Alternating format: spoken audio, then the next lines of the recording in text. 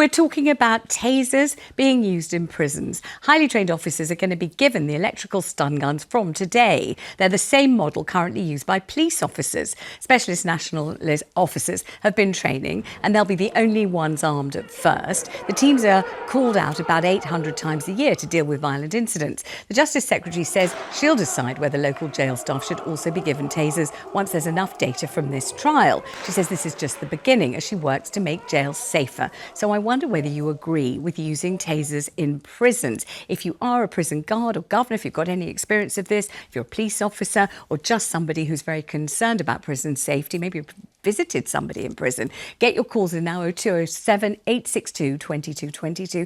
Carrie, are you worried that this might drive prisoners to arm themselves in response? I think there are two sides to this. So I think there is de-escalation has to be the first port of call. Obviously, they'll go, well, of course we do that. But creating an atmosphere where we're talking about how people manage their anger. I think I sometimes visit prisons and I think the atmosphere of violence is tangible in the air. And I think that needs to change. How do we reform people whilst they are in that space? So I don't like the idea of tasers. However, I do think, and they're saying it is just for when people are really in danger, like if there's when they have a lockdown and there might be people protesting. So I think that in those cases, perhaps, yes, we do have to protect people. There was an incident recently, wasn't there, with the Manchester bomber's brother and boiling oil. And obviously it was incredibly dangerous. And you could imagine, Cristo, couldn't you, in that sort of scenario, that a taser would kind of, you might say, almost take the heat out of the situation? Absolutely, and I think that, you know, there is that alleged incident. There's the incidents that we always hear about with violence within prisons. I think prison officers are having a really tough time at the moment, yes. Especially when you consider that in the last few years as well, many experienced officers have left. And so it's a lot, the talent in prisons, in the officers, they're a lot younger. I am in favour of prisons being about rehabilitation. I don't think we do enough to make prisons about rehabilitation, but you have got to protect officers.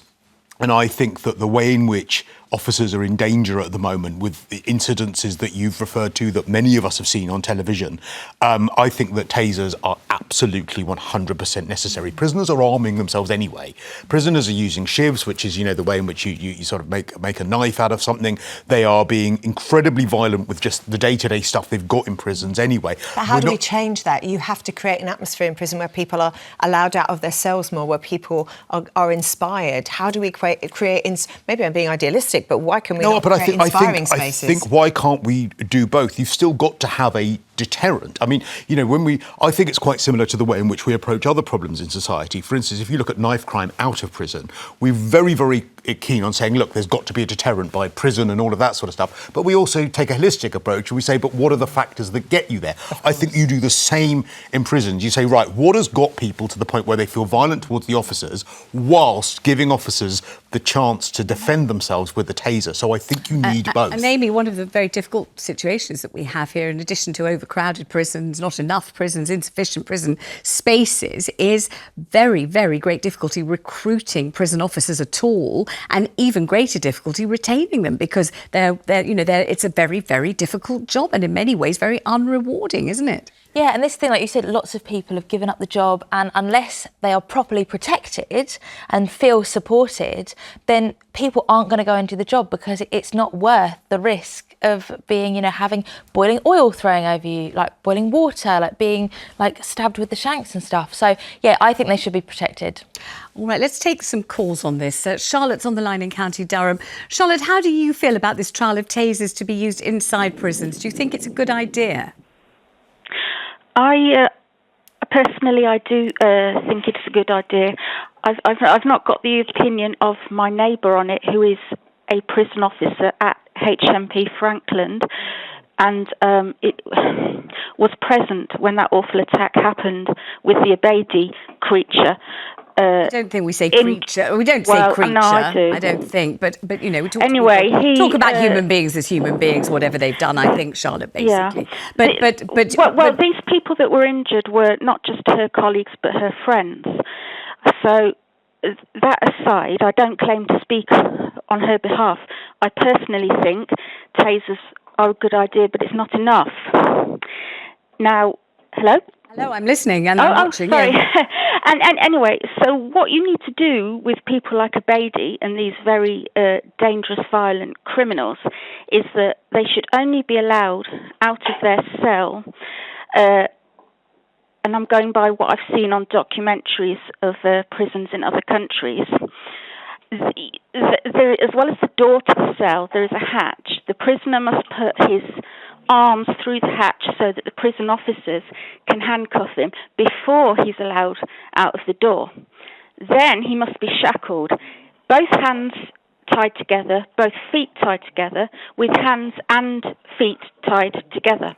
Oh, Charlotte, it sounds to me as if you're watching too many of these documentaries about what goes on in foreign prisons. It sounds too extreme, and it sounds incredibly draconian and also exceptionally cruel, doesn't it? Yeah, but can we just also put a mention in for Oasis, who just took over Borstal, the old Borstal prison in Kent, and it's now housing a number of young offenders, and that is the first therapeutic prison in the UK. I think we need to watch and see what happens in those environments and how they're dealing with violence and the staff, and if there are some pointers that we can learn from those situations. I am convinced we can change the atmosphere. Let's bring in Katie. Katie's on the line in South Yorkshire.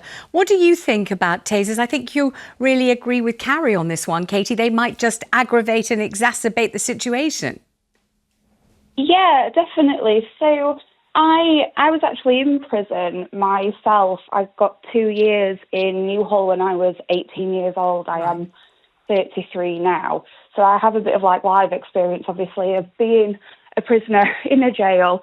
It was the adult section that I was in, so obviously not the kids' side because both were there. Now, women's jails are a bit different to male prisons because male prisons are categorised A, B, C, depending on the level of violence and, the criminals themselves, whereas women's prisons, because there are not so many women convicts, there's not as many prisons, so all of them are mixed together in the same jails. So I was in a jail with people all the way from murderers right down to little old ladies that had, committed a bit of benefit fraud. Do you mind telling us what you had done, Katie? So I was in for arson with recklessness as to whether life was endangered. So I set fire to a building without consideration as to potentially who could have been inside or anything. How the fire could have spread or affected. It was my first ever crime and my only crime. It really did teach me a lesson. I'm not disputing the purpose of prisons. Obviously, they have a place. But what I would say is that not everybody is that extreme level of violence. In the prisons, there was pregnant girls, young pregnant women. There was elderly people that had done non-violent crimes. I think the problem that you would have if you had somebody walking around with a taser, because I really didn't see any violence in the 2 years that I was in Newhall. There was arguments, girls would bicker with each other. There was never anything like a mass riot. There was definitely no throwing oil or hot water. The biggest deterrent was having your radio taken away from you. If the officer came over and was sort of if you don't stop, we'll put you on basic, we'll remove your TV, we'll remove your radio. That was a good enough deterrent for me. It was already boring enough without losing access to things like that. So I don't feel that I ever saw the need for a taser. And I think if officers were walking around with tasers, and I'm not disputing that in some cases, obviously things have escalated in the past, but it gives them the opportunity to almost be trigger happy. And I think you could end up where in the spur of the moment, without really thinking, they could taser a pregnant girl. They could taser an elderly lady that potentially could have heart conditions. I just think it would be something that you'd really have to think about. I mean, maybe. Katie, can I ask you something? Because obviously you've had more experience of this than any of us here. You've been in prison and you're sorry, and you've had a chance to, rethink and recalibrate your whole life and everything else. Carrie is making some exceptionally important points about rehabilitation, about inspiration, about, changing people's lives so they don't just go out of prison and do the same thing. Again, recidivism obviously is an epidemic at the moment. What do you think would be the key to kind of setting people on a new path and trying to change their lives and turn them around? I think a lot of people in prison come from families that haven't been super supportive, or they don't have a lot of people around them on the outside for being like good role models. I think prison itself could do a lot of work like counselling, which it's quite hard to get actually in jail, and you would think it isn't. You'd think it'd be readily available, but there's still waiting lists inside. A lot of the time they're quite happy to medicate you, but not actually put interventions in place. I think there needs to be a better support about, you know, counselling and psychotherapy, really great and easily available after being on Love Island, but in prison where you need it desperately, obviously, it's quite clear. Very, very hard to get hold of it. Katie, you've been a fascinating caller. Thank you very much indeed. I hope your life is going well now. I really do. Thanks for all your calls on this subject.